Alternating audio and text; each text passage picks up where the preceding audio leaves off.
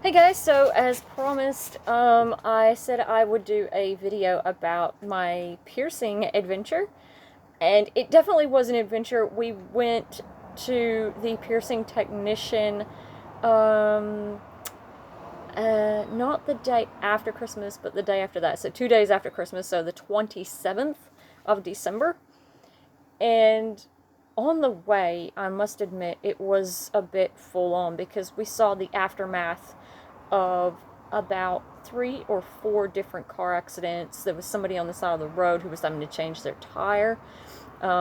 We saw an ambulance as well, and quite a few police vehicles, and traffic was absolutely horrid in some places.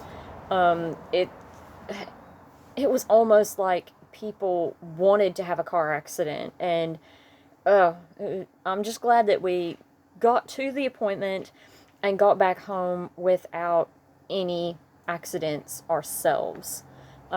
So, yeah, because of the seriously marvelous driving skills of my other half, we managed to navigate all of that really, really well. Um, and when we went, I had already asked a friend, what I was in for, and I was a little bit sick at my stomach because I found out that they use needles, not guns, like what they use for your ears. And I thought, oh dear. And I also found out that, gee, they don't use anesthetic either. So I thought, oh boy, here we go. World's biggest chicken facing a needle going into my face. This doesn't sound real good. But I had already decided this was something I was going to do. And it was mostly because I just wanted to change the illusion of the shape of my face, because I just haven't really liked the shape of it. And I thought, okay, well, I want to change what people think it looks like, what I think it looks like. Um, and this means that if I create an optical illusion of it having changed, I don't have to go through surgery. So it sounded a lot more affordable and a lot easier and a lot healthier.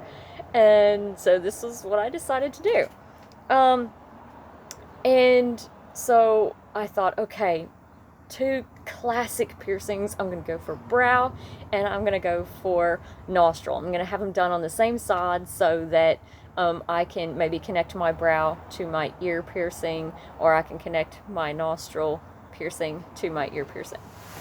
And I thought, that's going to be really fun.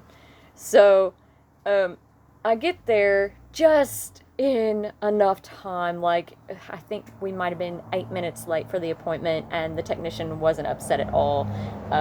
He was actually happy to see that we got there in one piece, given all the stuff that we had passed on the way to the appointment. And how long was the trip, by the way?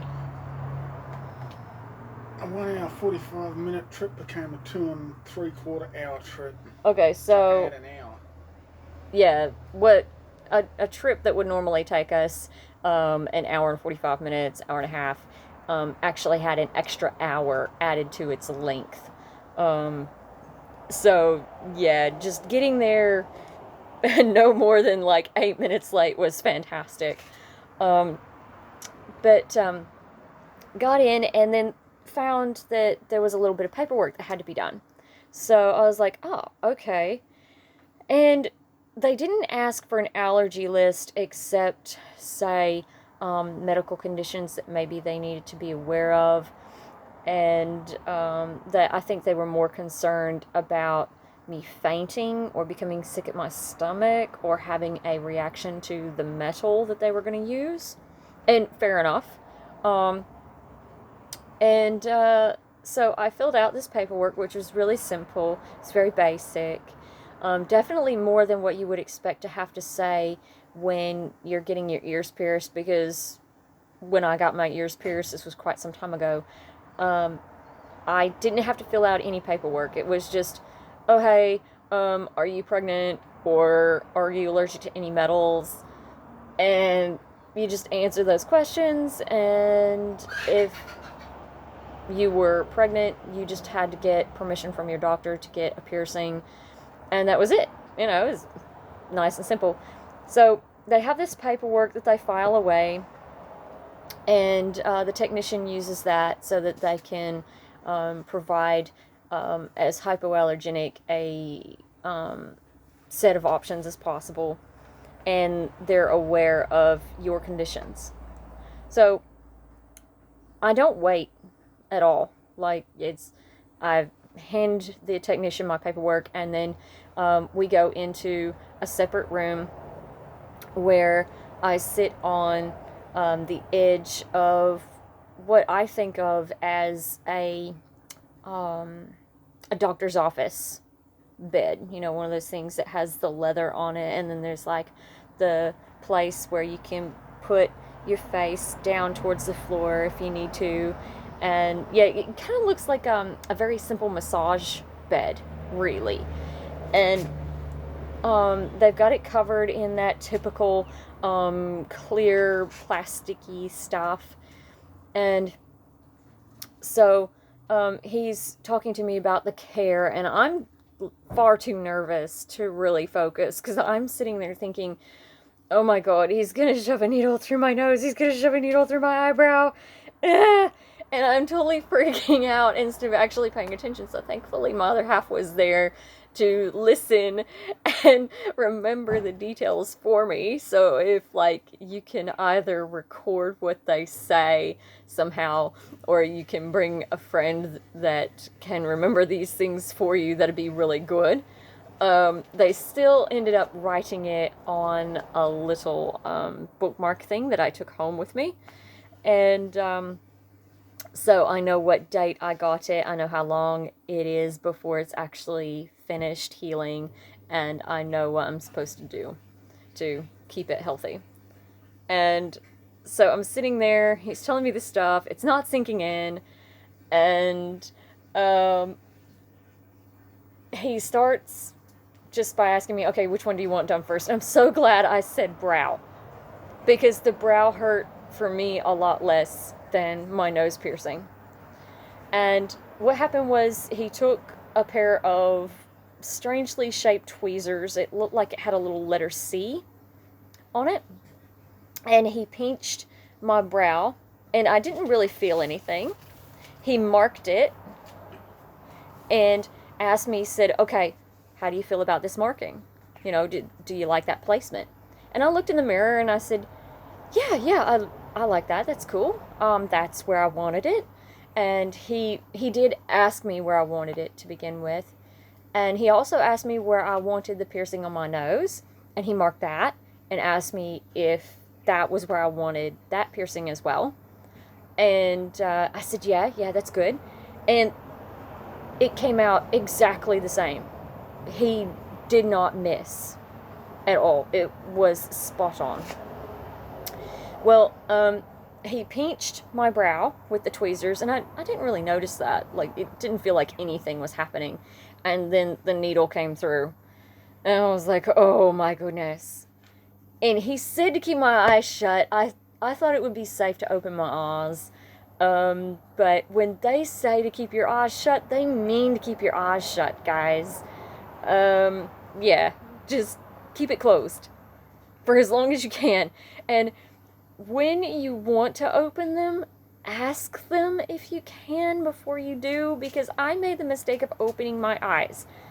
Thankfully, they have safety measures for people like me who open their eyes prematurely. And yeah, so instead of ending up with this pointy bit near my eye, I ended up with this blunt pink thing near my eye instead. So it's just this plastic little thing instead of the actual needle point itself. So he must have gone this way with the needle.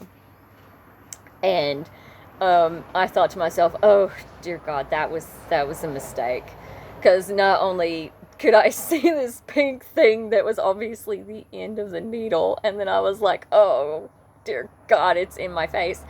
But then I realized it was also a mistake to open my Oz because I had obviously opened them prematurely, and if those safety measures hadn't been in place, I could have easily been injured. So I'm glad that, they think of these things. So yeah, just advice, eyes shut the whole time. When you want to open them, instead of just opening them, ask if it's okay to. And the technician will let you know when it's okay to open your eyes. So it took me a minute to kind of come back down to earth after that bit of excitement. And yeah, in no time at all, we were already doing the piercing for the nose. And that one wasn't as dramatic because, well, I mean, obviously I didn't have this thing right in front of my eye. But I remember having a bit of a laugh because when I got my brow piercing, I saw this thing right up here. And it was so funny because I was staring at this and I told the technician, I said, I can see a thing. There's a thing floating just there. And he laughed and he said, yeah, you'll probably see a thing for a little while. I don't know if I'll ever stop really seeing that little orb in my peripherals or not, but I still think it's worth it. So, after, discussing that and him double checking with me that is, yes, definitely where I wanted the piercing, and I agreed, we went on to the nose piercing. And again, there was a special set of tweezers that was used for that. I don't remember the exact shape, but it was very similar to the others, so it looked like there was a letter C on them. And the pinching of the tweezers I did actually feel on this one, and I was like, oh my goodness, if I'm already feeling the tweezers, I'm certainly going to feel the needle. And I did. And it was a lot more painful than the brow. Okay, guys, I'm going to admit, if I had had the nostril piercing done before the brow piercing, I would have never done the brow piercing. It would have freaked me out. I wouldn't have done it.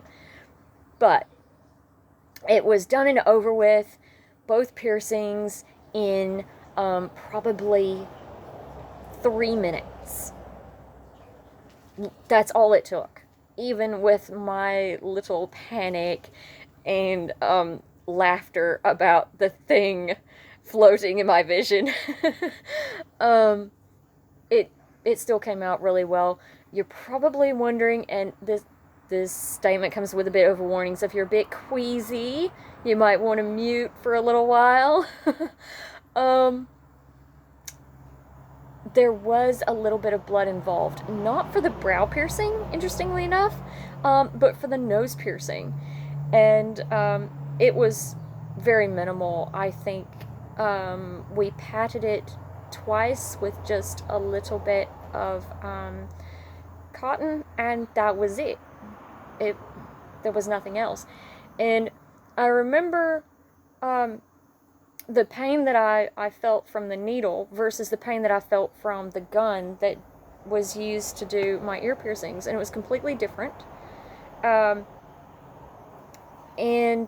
yes, the pain for the piercing of the gun was faster and was over with a lot more quickly in that sense, the initial pain. But the pain from that lasted for days for me. And these that I had done with a needle, the pain was literally gone in definitely 10 minutes. I didn't even know that I had had piercings done, except that every once in a while I'd move my brow like that or that, and I'd feel that sort of funny stretch, and I barely feel any stretch of it now. And sometimes I would flex my nose because I have this fun thing where I like expand my nostrils and squish my nose down just for fun. And um, yeah, I started trying to do some of that, and I thought, oh my goodness, I didn't even think about losing that ability.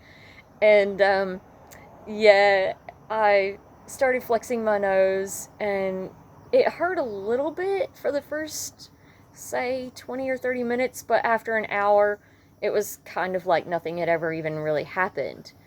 Um, Whereas, like I say, with the gun that was used for my ear piercings, I definitely knew about it for days following. So, yeah, um, the initial pain that you get from a needle is definitely worth it, really, in the long run, because it hurts a lot less later on. And when you've got a good technician who knows what they're doing, they're going to be able to see, where the veins are, say, in your nose and that kind of thing, so they can dodge those and they can set your piercing according to what's healthiest for you. And one of the things that they'll also do when you're there in the hot seat waiting to get your piercings is they'll take a cleanser, like some kind of special facial cleanser. I'm not sure exactly what they used. It kind of smelled like metho. So methylated spirits, to those who wonder what that means. And um, it was just on a cotton ball, and he just swished around. Um, one cotton ball for this area, and then a separate one for this one. So there wouldn't be, cross contamination, which I figure is, again, a really good idea. Something I probably wouldn't have thought of. And yes, so far so good. Everything is great. He asked me after he did my nose piercing, was that definitely where I wanted that? And I said yes. And again, it was exactly right on the spot where he had marked it. So he did an excellent job. And I can recommend face piercings if it's definitely something you want to do, but just be aware it's a bit of a full-on experience. Kind of exciting, kind of anxious, I suppose. um, and so far so good. I didn't use the solution they gave me. I know, I hear it coming. Um, I have made my own solution, which I won't tell you what that is because I'm not a piercing technician. Um, so I don't want people coming back to me saying, oh, it's your fault that, like, I got an infection in my piercings. So, do what your piercing technician recommends you to do. I will say that my piercing technician did say that if I wanted to use this other method, I could. I went ahead and purchased the solution because I was still a little bit too nervous and still a little bit reeling from the experience at the time to really read the ingredients label and think about what I was purchasing. But even if I had, I didn't really know what to look for. So I'm just glad that there is Expert Village here on YouTube, because I used Expert Village to reference and cross-reference some information from various tattoo parlors and piercing parlors, from various technicians saying what they recommended for scar prevention and things of that nature. So definitely check Expert Village for advice on how to treat your new piercings should you decide to get them, and see what they recommend. And admittedly, a lot of them are going to be giving you information in Imperial, but you can get conversion charts and conversion calculators online quite easily for going from imperial to metric or metric to imperial. So feel free to check that out. Google has that option in their search, so it works. And all of the tools that I use are sanitized. every time I use them, I make sure that they are cleaned very thoroughly and that they're put away in the same place so that I'm not losing anything. And yes, so far everything is good. I don't have any pain. There's no infection. The technician did tell me what to watch for as far as having any problems. Now, the length of time to heal. Yikes! I did not know it was going to take that long. It's 6 to 8 weeks. Now, this means I'm going to be practicing partner stunting and b-boy moves and some of the gym fitness that I'm into while wearing this hardware because I can't remove it. So I hope my coaches understand at the gym when I say I cannot remove this hardware because it's just going to have to stay there, and that's all there is to it. If I cannot participate at the gym, I've got some equipment I can stay in shape with here at my own leisure, and I can track my progress with my journals. Yay! We're talking about journaling again. Why does that not surprise anybody? So I'll be fine in that sense, but if you are looking at, say, cheer athletics, like with partner stunting or team cheer or dance cheer, any of that sort of thing, all-star cheer, yeah, you definitely cannot be having this sort of equipment. And it's all because it might get caught on somebody's hair, somebody's hand, somebody's clothes, somebody's shoelaces. Yes, feet end up near your face when you do partner stunting and swing. All right, there's certain dance forms of swing that you do not want to be wearing this kind of hardware because it will catch. So, admittedly, when I'm performing, I will have to keep that in mind and probably remove the hardware for the time that I'm performing. But until then, I just have to leave exactly the same stuff that they gave me in the technician's office, just as it is. I can't remove it. I can't change it. It has to stay there. And the less you touch it, the better off it is. And it's been really good for me because I do touch my face a lot, and I didn't realize how much I touched it until, like, I got these piercings, and then I'm like, oh god, I'm touching my face again. And then I wonder why I have pimples. So, this might actually clear up some of the pimples that I regularly get. There you go. That was my adventure. When I got home and I was looking at the Expert Village information, I was actually calm enough to absorb, obviously, because it's here January the 1st and these aren't infected, so I think I've done a pretty good job. And obviously the piercing parlor that I went to had clean equipment and everything was in sealed packages. It was very clinical. It really did feel like a doctor's office. It was so clean, and so this is, they were so professional, and he was so patient with me, being, like, the world's biggest chicken. I told him that, and he understood, and, he was very supportive, and obviously my other half, who was there with me, was very supportive as well, and he was there to place a hand on my shoulder to let me know, no, it's okay, you'll be fine. So, it definitely helps to have a friend there if you're allowed to have a friend, or a loved one to assist you.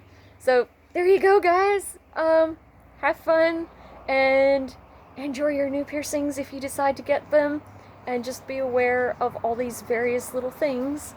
And one other little thing too, if you're around young children, you might not want to get face piercings, because I've heard so many horror stories of people getting their face pierced, like their brow or their nostril or even their ear. And because it's a sparkly little thing, the little ones like to grab it. So that might not be good either. So give these things some thought before you do it. But if it is something that you're going to do, definitely check around for information on it. I'll catch you guys next time. Cheers!